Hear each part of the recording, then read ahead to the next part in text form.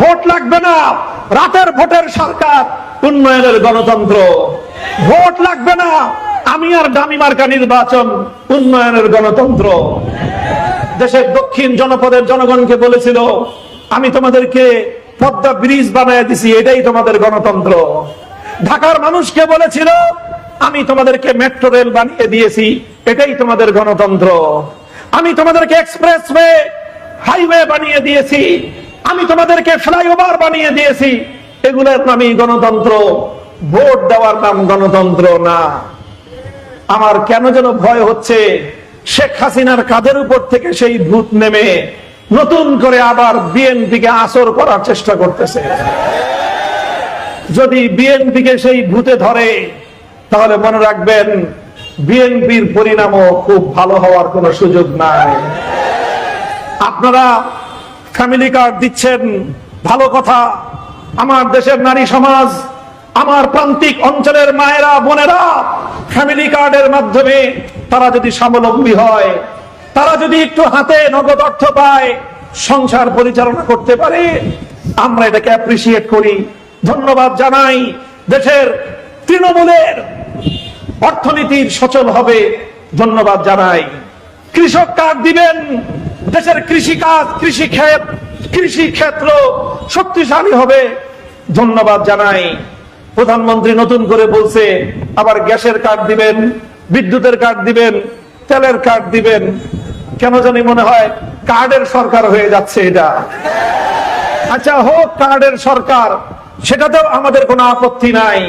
শুধু আপত্তি থাকবে তখন যদি শেখ হাসিনার মতো আপনারাও বলা শুরু করেন যে আমি ফ্যামিলি কার্ড দিয়েছি, এটাই আমার গণতন্ত্র। যদি আবার বলা শুরু করেন কৃষি কার্ড দিয়েছি, এটাই গণতন্ত্র, ভোট দেওয়ার দরকারটা কি? তাহলে মনে রাখবেন পদ্মা সেতু আর মেট্রো রেল আর মেগা প্রজেক্টের নামে মেগা দুর্নীতি করে শেখ হাসিনা ক্ষমতার মসনদ শুধু হারায়নি, বাংলাদেশের 55,000 বর্গ মাইল এলাকায় 1 ইঞ্চি মাটি তার কপালে নাই। আপনাকে আমরা, জনাব তারেক রহমান সাহেব, আপনাকে আমরা শ্রদ্ধা করি। আপনার বাবা, আপনার মায়ের কারণে আপনাকে আরো বেশি আমরা শ্রদ্ধা করি। আপনার বাবা এবং আপনার মায়ের আজীবন এবং আমরণ সংগ্রাম ছিল জনগণের ভোটাধিকার প্রতিষ্ঠার জন্য। তিনি তার অন্তিম সময়েও বেগম জিয়া আমাদেরকে বলে গিয়েছেন যে আপনারা দেশের সম্পদের, দেশের জনগণের অধিকার আদায়ের জন্য আপনারা ঐক্যবদ্ধ থাকবেন। সেই কথার সাথে একমত পোষণ করে আমরা বলতে চাই, এই কৃষি কার্ড, এই ফ্যামিলি কার্ড, বিদ্যুৎ কার্ড আর কোন কার্ড দিয়েই গণতন্ত্রের এবং জনগণের রায়ের বিকল্প হতে পারে না। গণভোটের রায় কার্যকর করুন। আর এইভাবে এক একটা কৃত্রিম সংকট তৈরি করে গ্যাসের দাম বাড়াবেন, ভালো কথা। গ্যাসের সংকট তৈরি করে গ্যাসের দাম বাড়ায়। বিদ্যুতের দাম বৃদ্ধি করবেন, ভালো কথা। কৃত্রিম সংকট তৈরি করে বিদ্যুতের দাম বাড়ায়। তেলের দাম বাড়াবেন, ভালো কথা। আন্তর্জাতিক চাপ আছে, নাইলে তেলের দাম না বাড়ালে দেশের অর্থনীতি চলছে না। সকল পেট্রোল পাম্পগুলোতে 2 মাইল 3 মাইল লাইন লাগায় দিয়ে জনগণের অজস্র কর্মঘণ্টা নষ্ট করে তেলের দাম বাড়ায় দিলেন। এখন আর কোন পেট্রোল পাম্পে তেলের সংকট নাই। এগুলো জনগণের সাথে ভাওতাবাজি। আপনি কেন দাম বাড়াতে চান? সংসদে বিল উত্থাপন করুন, ওপেন ডিবেট করুন, ওপেন বিতর্ক করুন, আলোচনা সমালোচনা হবে। তারপর ঐক্যমতের সিদ্ধান্তে আপনারা দেশের নিত্য প্রয়োজনীয় মূল্যের দাম যদি বৃদ্ধি করতে হয় বৃদ্ধি করবেন। আর জনগণের সঙ্গে যদি আলো আধারের এরকম প্রতারণার খেলা খেলতে চান, জনগণের কাছে কিন্তু সর্বশেষ কার্ড আছে, সেই কার্ডের নাম হলো লাল কার্ড। জনগণ যদি লাল কার্ড বের করে, তাহলে কিন্তু আর ফ্যামিলি কার্ড, কৃষি কার্ড, তাহলে কিন্তু আর বিদ্যুৎ কার্ড, তাহলে গ্যাসের কার্ড, তেলের কার্ড, কোন কার্ড কাজ হবে না। এই জনগণ যেন লাল কার্ড বের না করে, সেই জন্য জনগণের পালস বোঝার চেষ্টা করুন। এই বৃষ্টি বিধৌত এই প্রতিকূল আবহাওয়ার মধ্য দিয়েও বাংলাদেশ খেলাফত মজলিস টাঙ্গাইল জেলা শাখার উদ্যোগে আয়োজিত কেন্দ্রীয় শহীদ মিনার টাঙ্গাইলে এই নাগরিক সমাবেশে উপস্থিত বিপুল পরিমাণ টাঙ্গাইলের জনগণকে, টাঙ্গাইলবাসীকে আমি আন্তরিক অভিনন্দন জানাই, কৃতজ্ঞতা জ্ঞাপন করি এবং সেই সাথে প্রত্যাশা ব্যক্ত করি দেশ ও জাতির প্রতিটি প্রয়োজনে এভাবে ইনশাআল্লাহ আপনারা আমাদেরকে সঙ্গ দিবেন, সহযোগিতা করবেন। আমরা দেশ এবং জাতির প্রশ্নে, ইসলামের কল্যাণে, প্রতিটি ক্রান্তি লগ্নে আমরা মাঠে ময়দানে সোচ্চার ভূমিকা পালন করব। বাংলাদেশকে সকল আধিপত্যবাদী শক্তির হাত থেকে আমরা মুক্ত করব ইনশাআল্লাহ। প্রিয় টাঙ্গাইলবাসী, দীর্ঘ অনেক ত্যাগ কোরবানি, অনেক রক্তের নজরানা, অনেক জীবন দানের পর একটি ফ্যাসিবাদী আমলের দীর্ঘ অন্ধকার যুগ পেরিয়ে বাংলাদেশ আজ একটি নতুন সম্ভাবনার দ্বার প্রান্তে উপনীত।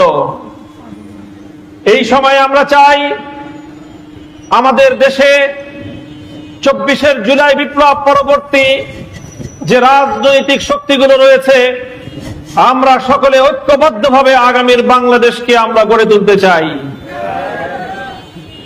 আপনাদের অনেকের মনের মধ্যে প্রশ্ন জাগতে পারে যে একটি সরকার নির্বাচিত হয়ে ক্ষমতায় অধিষ্ঠিত হলো মাত্র 6 মাস।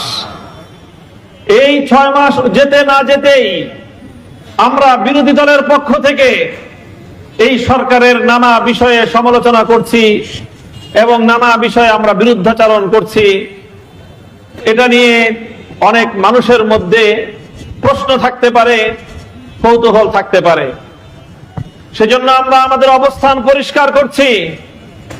আমাদের চলমান এই সংগ্রাম, আমাদের চলমান এই আন্দোলন সরকার পতনের আন্দোলন নয়, বরং আমাদের চলমান এই আন্দোলন দেশব্যাপী বাংলাদেশ খেলাফত মজলিসের পক্ষ থেকে ঘোষিত এই সিরিজ নাগরিক সমাবেশের এই কর্মসূচির মূল লক্ষ্য এবং উদ্দেশ্য হলো সরকারের কাছ থেকে জনগণের ন্যায্য দাবি আদায়ের আন্দোলন।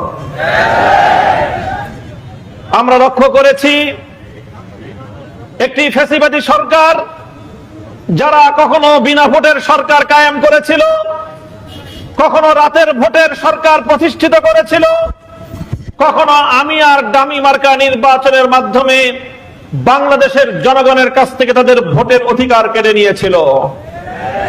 এভাবেই বাংলাদেশ থেকে বাংলাদেশের তরুণ প্রজন্ম, এমনকি যাদের বয়স 35-এর কোটায়, তারা ভোটাধিকার কি জিনিস ভুলতে বসেছিল।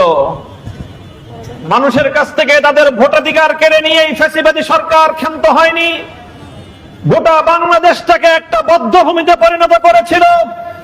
বাংলাদেশের শত শত হাজার হাজার যুবকদেরকে গুম করে খুন করেছিল। বাংলার প্রতিটি জনপদে মায়ের কান্না ভেসে আসতো, সন্তান হারা বাবার আর্তনাদে বাংলার আকাশ বাতাস ভারী হয়ে উঠেছিল। ঠিক এমন একটি খুন, গুম আর হত্যাকাণ্ডের রাজত্ব প্রতিষ্ঠিত হয়েছিল বাংলাদেশে, যে দেশে বাংলাদেশের নাগরিকদের অধিকারের চেয়ে আরেকটি ভিন দেশের স্বার্থ রক্ষা করাই হয়েছিল সরকারের প্রধান এজেন্ডা।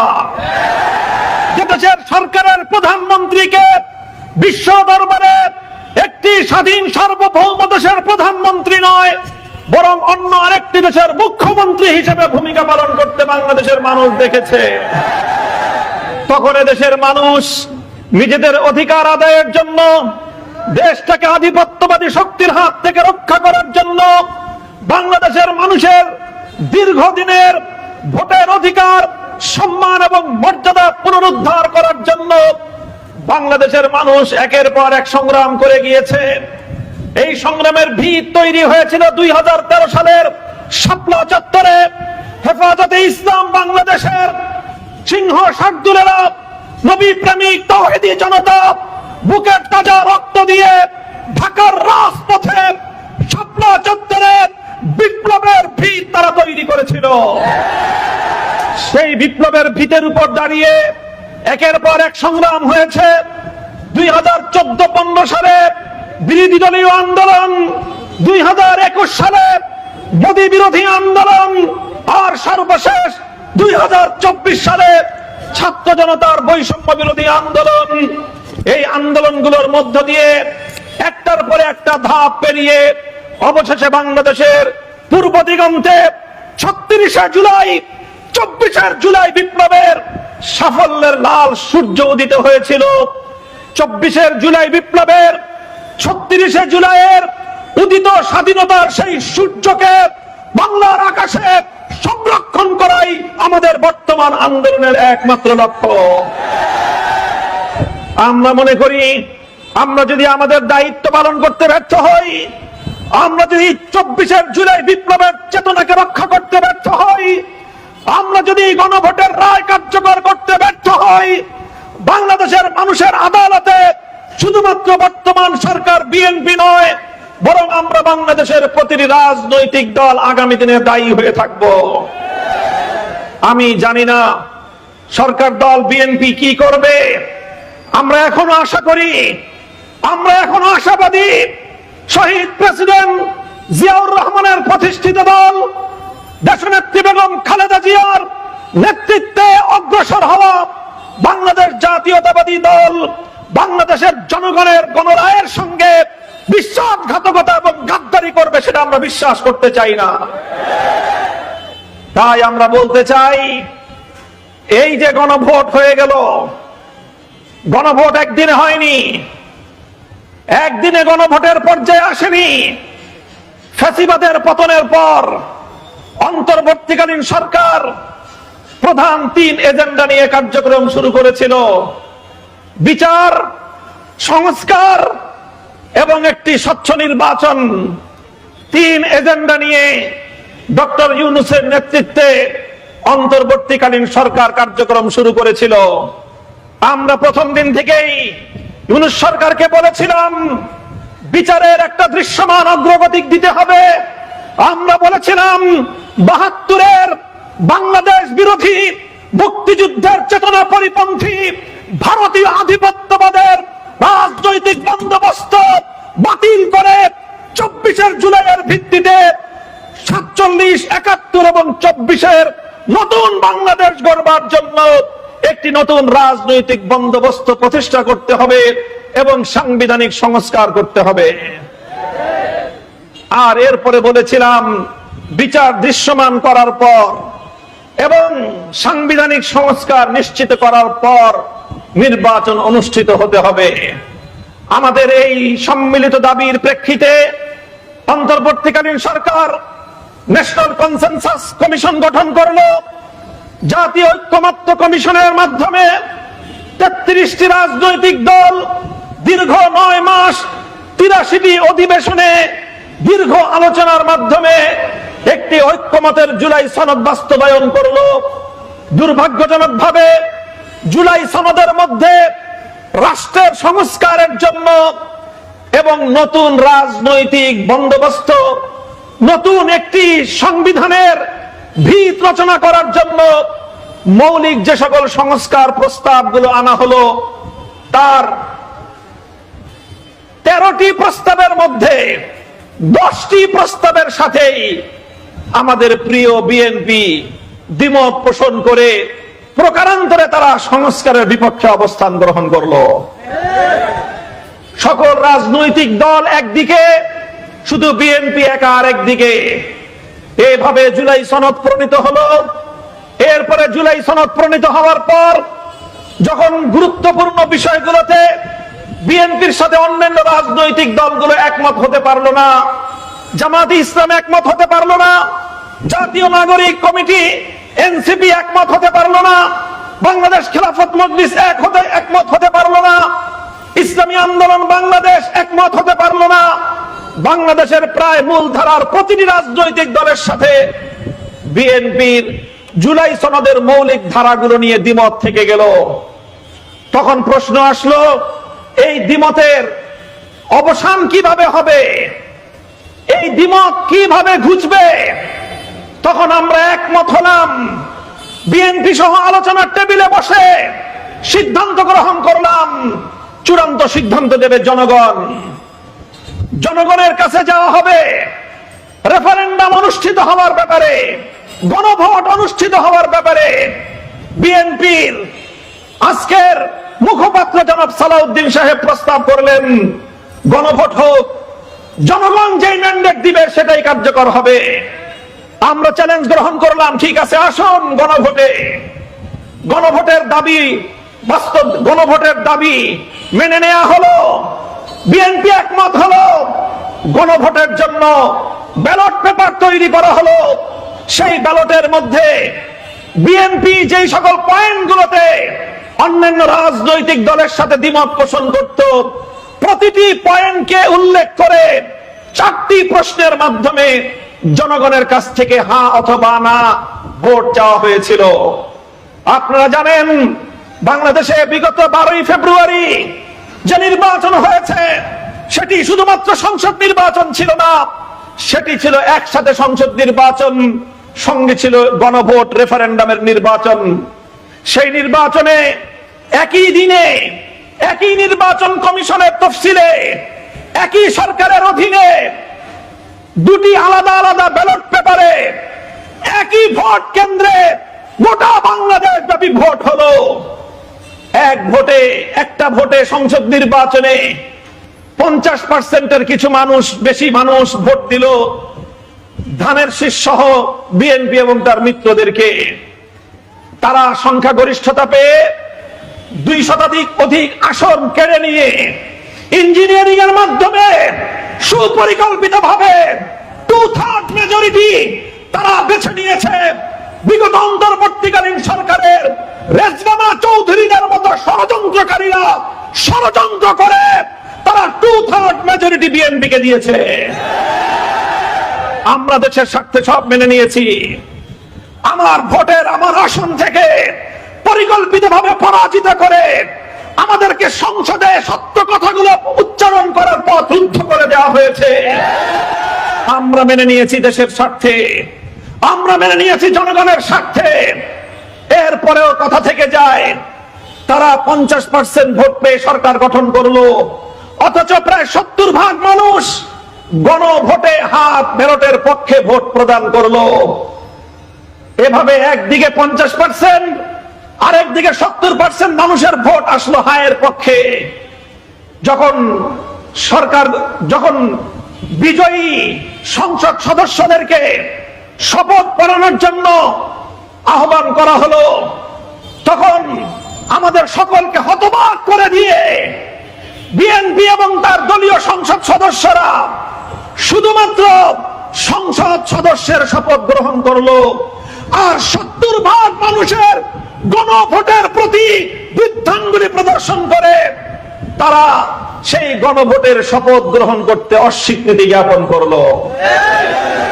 আজ আমাদেরকে যারা প্রশ্ন করেন যে সরকারের 6 মাস গেল না, এখনই আপনারা সরকারের বিরুদ্ধে কথা বলছেন কেন, তাদের প্রতি বিনীতভাবে আমাদের আহ্বান একটাই থাকবে, আমরা এই সরকারের সমালোচনা করতে চাই নাই, আমরা সরকারের বিরুদ্ধাচরণ করতে এখনো প্রস্তুত নই, কিন্তু সরকার তো জন্মের প্রথম দিন থেকেই 70% মানুষের জনগণের ভোটের সঙ্গে গাদ্দারি করেছে। আমরা বলবো, আমরা সরকারের যেমন সমালোচনা করছি, 70% মানুষের ভোটাধিকারের সাথে সরকার যে বিশ্বাসঘাতকতা করেছে, সেই জনগণের ভোটের অধিকার, ভোটের সম্মান রক্ষা করার জন্য আজকে আমরা জনগণের দুয়ারে দুয়ারে যাচ্ছি। আমরা বিনীতভাবে বলতে চাই, জনগণের অধিকার নিয়ে যদি বিএনপি ছিনিমিনি খেলা বন্ধ করে দেয়, আমরাও বিএনপির বিরুদ্ধে কথা বলা বন্ধ করে দেব। আজ যদি জনগণের 70% মানুষের গণভোটের রায় কার্যকর করার ঘোষণা দেয়, বিএনপি প্রধানমন্ত্রী, রাষ্ট্রের প্রধানমন্ত্রী জনাব তারেক জিয়া, আমি টাঙ্গাইলের এই শহীদ মিনার মঞ্চে দাঁড়িয়ে বলতেছি, আগামীকাল থেকে আমাদের গণভোটের রায়ের দাবিতে আয়োজিত প্রতিটি নাগরিক সমাবেশের কর্মসূচি স্থগিত ঘোষণা করব। আর যদি তারা গণভোটের রায় কার্যকর করার কোন পদক্ষেপ গ্রহণ করতে ব্যর্থ হয়, আমাদের এটা শুধু নাগরিক সমাবেশ নয়, প্রকারান্তরে ধীরে ধীরে মহাসমাবেশে পরিণত হবে, মহা আন্দোলনে পরিণত হবে ইনশাআল্লাহ।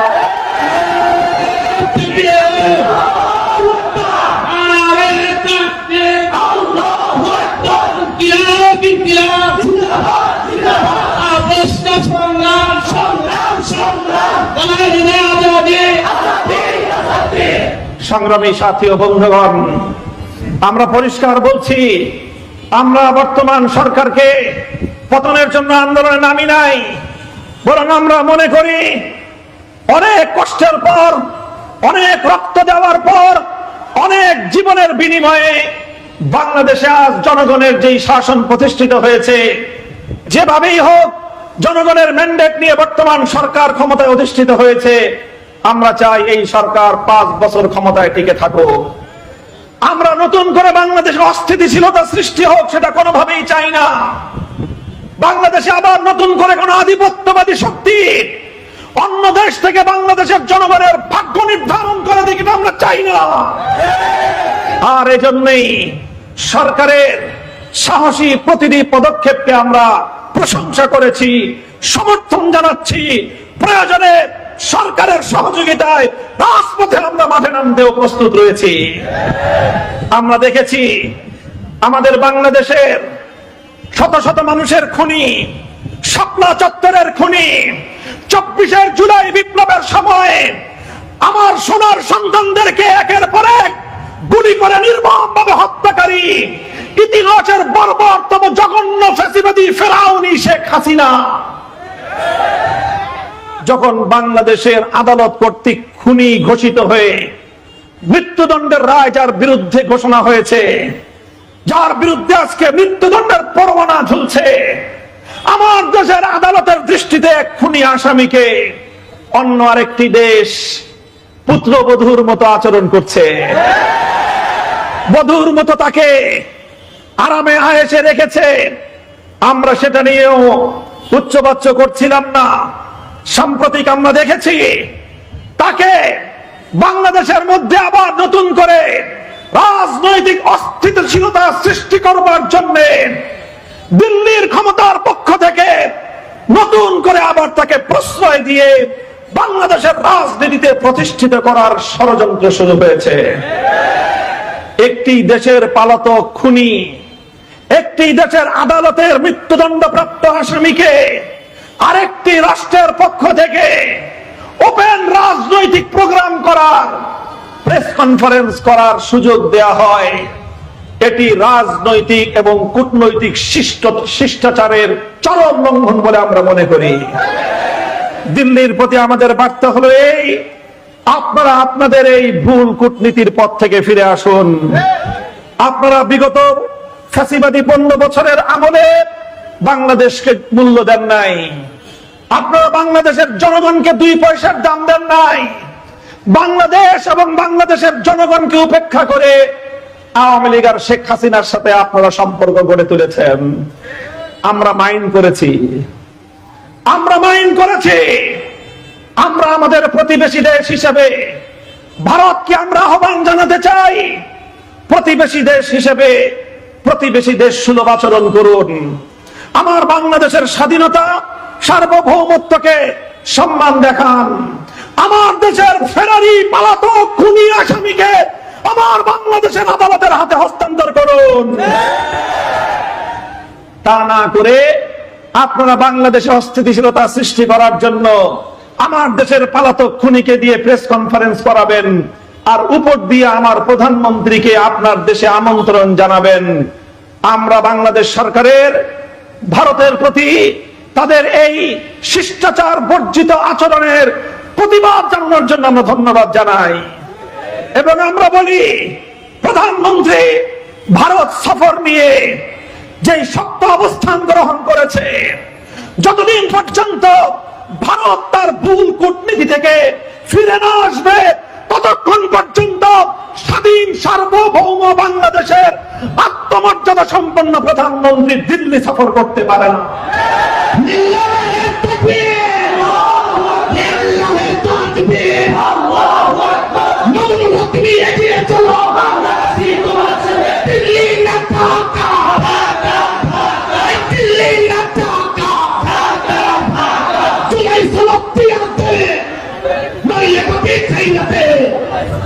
সংগ্রামী সাথী ও বন্ধুগণ, কাজেই আমরা শুধু বিরোধিতার জন্য বিরোধিতা করি না।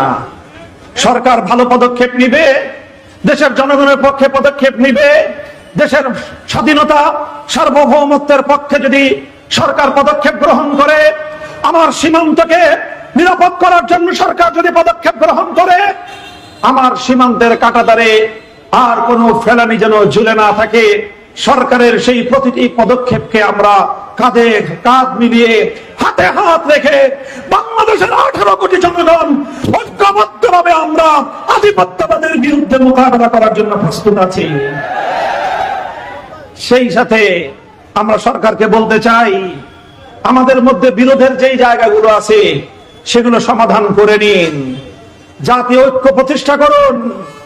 আমাদের আধিপত্যবাদী শক্তির বিরুদ্ধে জাতীয় ঐক্য প্রতিষ্ঠা করা ছাড়া মোকাবেলা করা সম্ভব হবে না।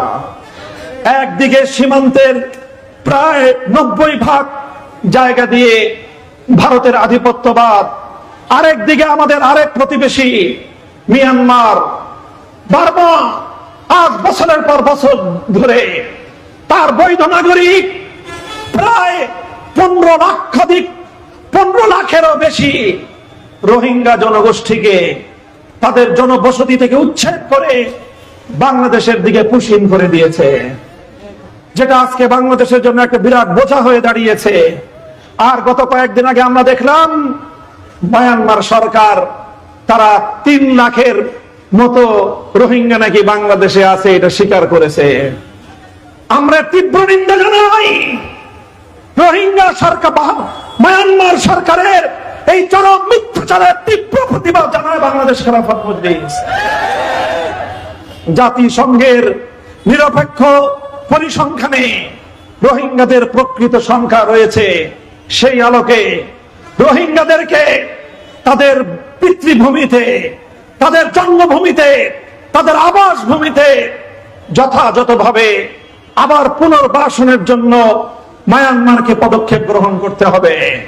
মায়ানমার যদি সেটা করতে ব্যর্থ হয়, আমরা বাংলাদেশ সরকারের কাছে বার্তা দিতে চাই, আপনার গোটা দেশের মধ্যে বিরোধী দলগুলোকে নিয়ে জাতীয় ঐক্যমত্য প্রতিষ্ঠা করুন, আন্তর্জাতিক বিশ্বের মতামত গ্রহণ করুন, আন্তর্জাতিক বিশ্বের সমর্থন নিয়ে মায়ানমারকে তার বৈধ নাগরিকদেরকে দেশে ফিরিয়ে নেওয়ার জন্য অব্যাহত চাপ প্রয়োগ করুন এবং মায়ানমারকে সেজন্য বাধ্য করুন।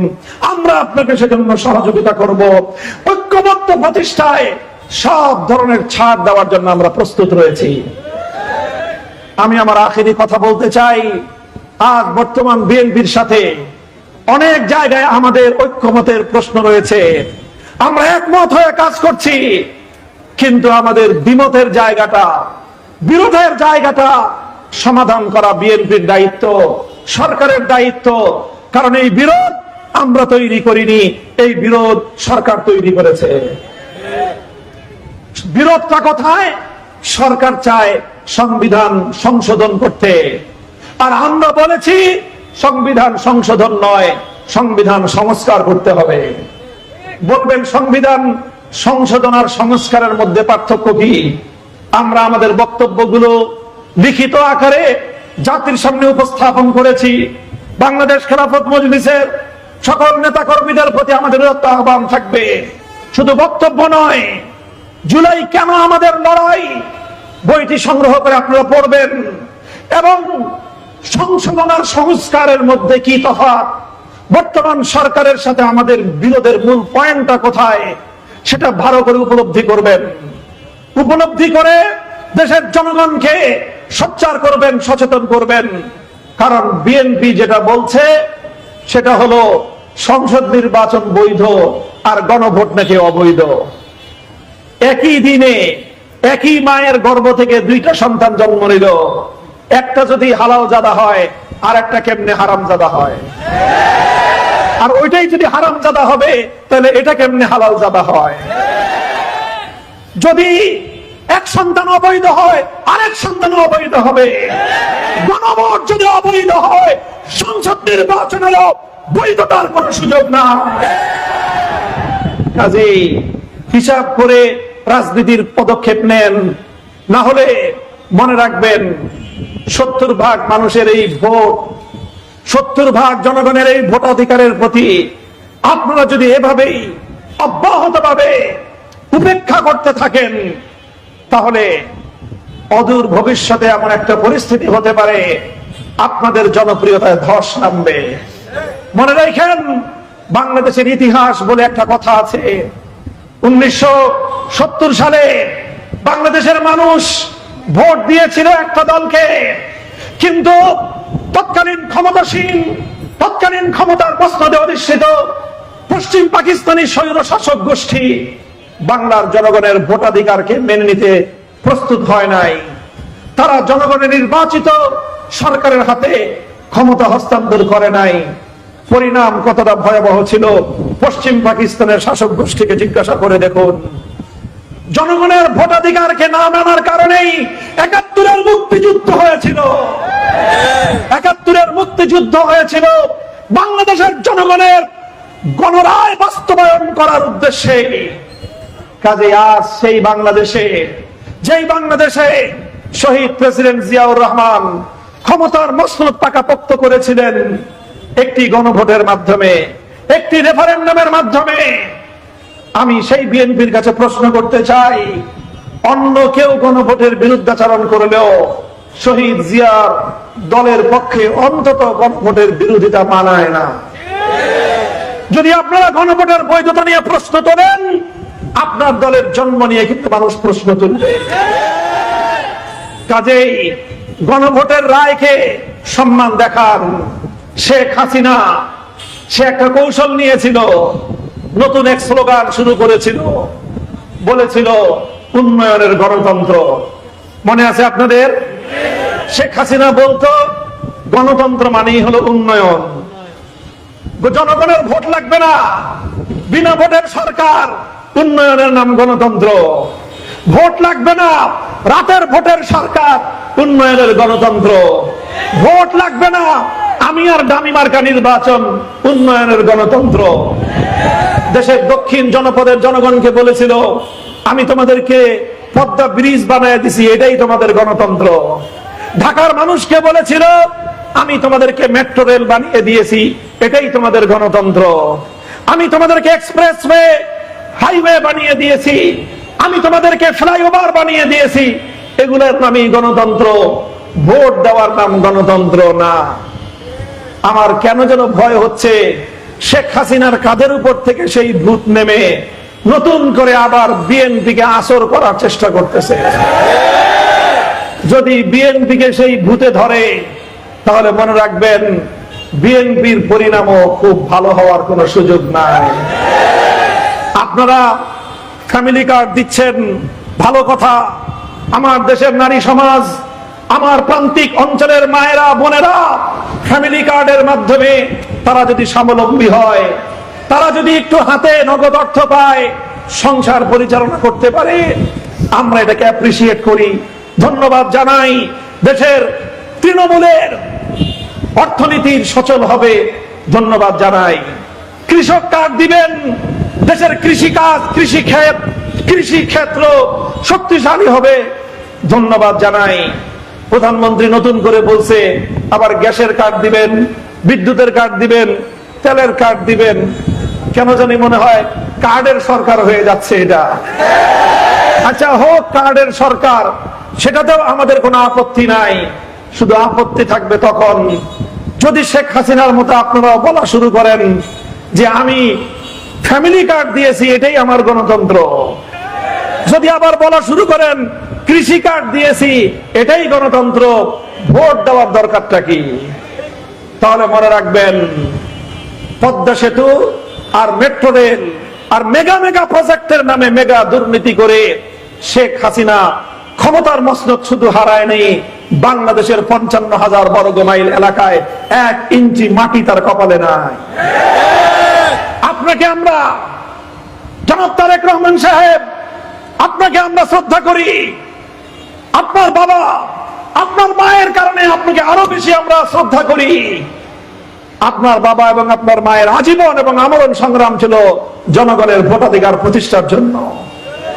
তিনি তার অন্তিম সময়েও বেগম জিয়া আমাদেরকে বলে গিয়েছেন যে আপনারা দেশের সম্পদের, দেশের জনগণের অধিকার আদায়ের জন্য আপনারা ঐক্যবদ্ধ থাকবেন।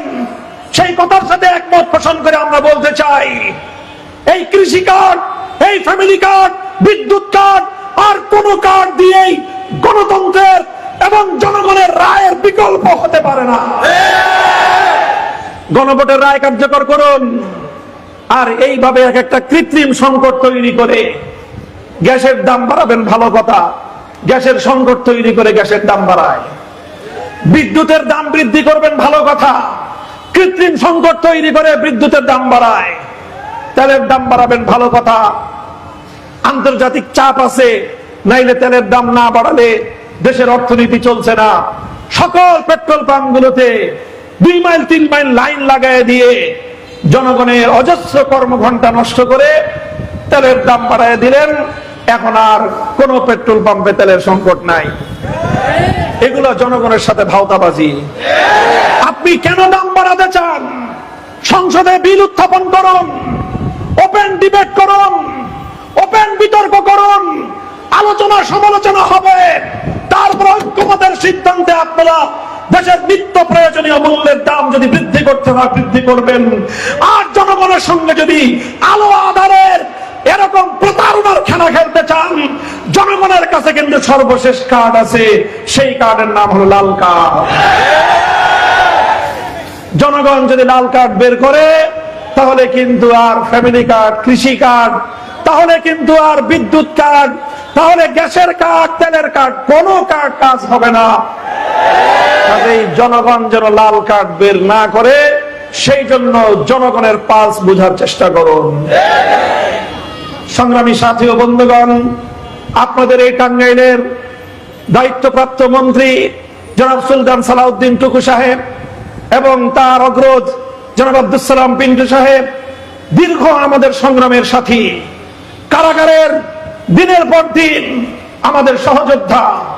আমরা তাদের প্রতিও বিশেষভাবে শ্রদ্ধা জানিয়ে বলতে চাই, পিন্টু ভাই, টুকু ভাই, আপনারাও আমাদের কথাগুলো বুঝুন। আমরা আপনাদের শত্রু নই, আমরা আপনাদের সমালোচনা করি আপনাদের কল্যাণের জন্য, বিএনপির কল্যাণের জন্য, বাংলাদেশের কল্যাণের জন্য। তাই আসুন, যে ঐক্যমত্য করে ওঠা প্রয়োজন, সে ঐক্যমত্য ছাড়া আধিপত্যবাদী শক্তিকে মোকাবেলা করা কিন্তু সম্ভব হবে না। এই আধিপত্যবাদকে যদি আপনারা মোকাবেলা করতে চান, আমাদের সহযোগিতার প্রয়োজন। ইনশাআল্লাহ আমরা সহযোগিতা করতে প্রস্তুত। বাংলাদেশ খেলাফত মজলিসের যেই জাগরণ শুরু হয়েছে, প্রতিটি ঘরে ঘরে বাংলাদেশ খেলাফত মজলিস, বাংলাদেশ খেলাফত শ্রমিক মজলিস, যুব মজলিস, ছাত্র মজলিসের কাজকে দুর্বার গতিতে এগিয়ে নিয়ে গোটা বাংলাদেশকে খেলাফত প্রতিষ্ঠার অদম্য প্রহরীদের দুর্গ করে তুলতে হবে। প্রস্তুত আছেন তো ইনশাআল্লাহ? জুলাইয়ের বিপ্লব ব্যর্থ হতে দেওয়া যাবে না।